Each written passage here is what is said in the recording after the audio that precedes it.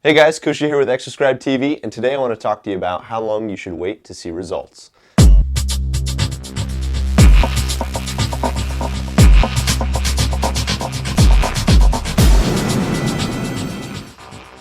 So when it comes to your workout program, I think a lot of people have some confusion around how long it should take to see results. And I think our expectations sometimes are maybe just a little too high when it comes to seeing fat loss or muscle gain results. Typically, when it comes to muscle gain, you should expect to see somewhere between half a pound to 1 pound of muscle gain per month. Unless you're on steroids, you're not going to see more than that in a 1 month period. So if you think about it, over the course of time, it makes sense. Over the course of 12 months, you might gain 10 or 12 pounds of pure muscle potentially, which is great.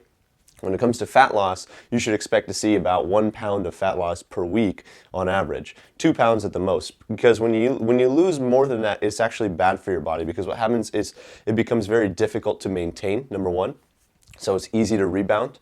And then number two, also your body actually, it can be toxic to your body because you release a lot of these fat soluble vitamins back into the bloodstream. So a lot of those fat soluble and fat stored substances, which a lot of the other toxic chemicals could be stored in your fat cells, get released back into the bloodstream and could be damaging to your liver and your kidneys if it's released that quickly. And one other thing I want to talk about too is just what the media does to play a role in that. So if you look at things like The Biggest Loser, I came across an article the other day that a contestant from The Biggest Loser wrote about, basically just, demystifying exactly how much weight they were really losing and just how much the producers were really just, faking for the show. So for instance, when they would do the weigh-ins and try to say that it was a 1 week time period, it was really 4 to 6 weeks. So when they said that they got on this scale, which wasn't even really a real scale, and they lost 40 pounds that week, it was really over the course of maybe 6 to 8 weeks sometimes. And the other thing is that 80% or more of those contestants all gained the weight back. Even the guy who wrote the article, the contestant who wrote it, said he gained half his weight back.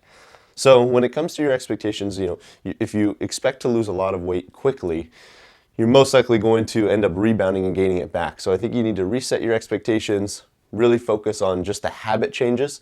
The behavioral based changes, like I've talked about before in another video, is really what you have most control over. You really have very little control over your outcome based metrics like body fat and weight.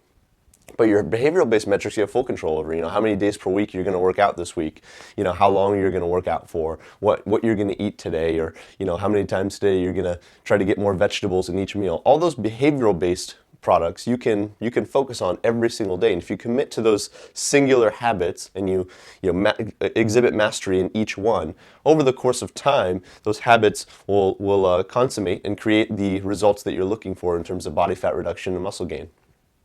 Thanks for tuning in today. Be on the lookout next week for some more Exerscribe TV.